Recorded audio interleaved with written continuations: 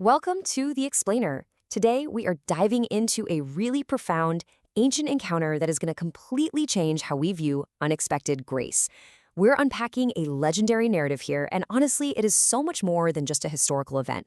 It is literally a masterclass in breaking down barriers, finding true satisfaction, and completely changing your life on what starts out as a totally ordinary day.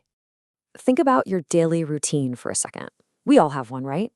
We're going to look at the routine of isolation, those heavy, metaphorical buckets we carry around with us every single day, and how a completely unexpected meeting can just disrupt all of it. I mean, what if the absolute most important moment of your life happened when you were just going about your chores on an exhausting, ordinary afternoon? Because that is exactly what happens in today's story. So let's kick things off with Act 1, the context, and lay some quick groundwork. To really grasp the gravity of this event, we get to look through the lens of some incredible generational wisdom passed down from Papa Cubair and Colonel Debs. Their teachings remind us that real, lasting impact almost always happens outside our comfort zones. In fact, Papa's take points out that Jesus intentionally traveled right through hostile territory. He didn't take the easy, widely traveled path around Samaria, he walked straight into it. And this wasn't just some geographical shortcut, It was a divine appointment setting the stage for something totally revolutionary. Here's where our scene opens. Picture this. Jesus is deeply exhausted from his journey. He sits down by a 100-foot-deep well under the absolute scorching heat of the noon sun, and he waits. Then, an outcast Samaritan woman approaches. She's completely alone, carrying this heavy water bucket in the dead heat of the day. That brings us right into Acts 2, the tension, where we hit some massive cultural barriers. To fully understand the sheer shock of what's about to happen, you have to look at this rising tide of historical complexity. There was a deep-rooted, intense animosity between the Jews and the Samaritans. We're talking centuries of bad blood here. From the Assyrian conquest way back in 722 BC that created a mixed Samaritan heritage, to the Babylonian exile, all climaxing when the Jews actually burned the Samaritan temple down in 128 BC. So we are looking at hundreds of years of bitter, entrenched religious hatred. Because of all that history, Jews viewed Samaritans as unclean outsiders. According to the super strict traditions of that era, a respected Jewish rabbi would never, ever publicly speak to a woman, and he certainly wouldn't share her drinking cup. The social walls separating these two figures at the well are just towering. And adding to that intense cultural tension is this number, 5.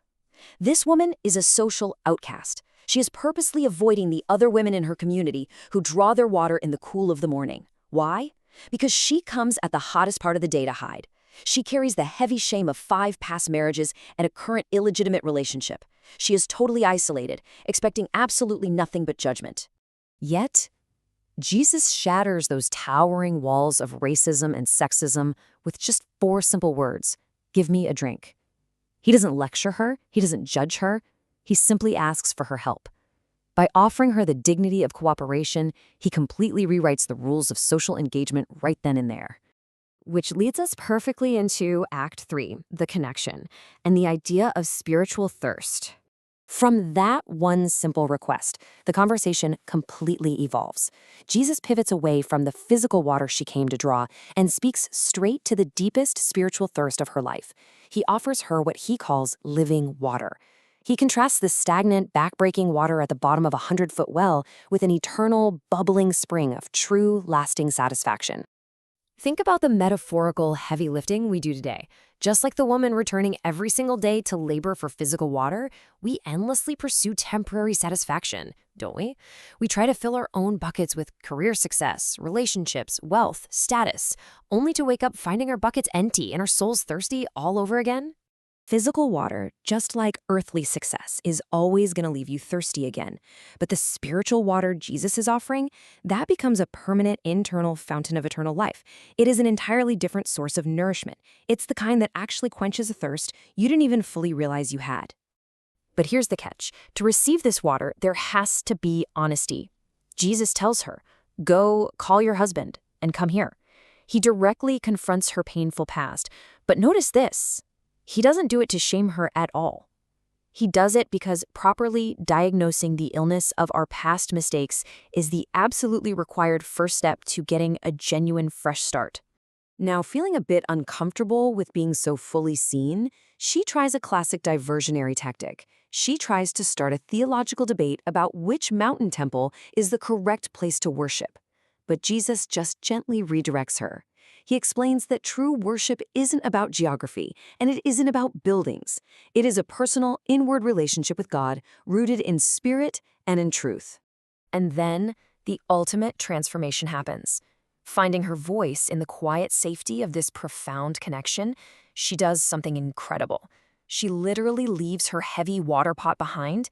She abandons the very burden she hauled all the way out there, and she runs right back into the very town that rejected her, joyfully sharing the news of the Messiah. So, let's bring it all together in this synthesis to see what this means for us today. The takeaways from this explainer are profoundly clear. First off, God sees and hears the marginalized. No one is invisible. Second, a radical fresh start is always possible, completely regardless of your past record. And finally, God calls everyone, even the most unexpected people, to a kingdom purpose. True influence doesn't require a spotless record, you guys. It just requires a transformed heart. I want to leave you with this final, incredibly powerful thought inspired by Papa. You never really know when your ordinary, exhausting routine is going to be interrupted by grace. As Papa says, you do not know when that Jesus will appear in your life. Take advantage of the opportunity when it represents itself. So think about it. When your moment at the well finally arrives, will you be ready to leave your heavy bucket behind?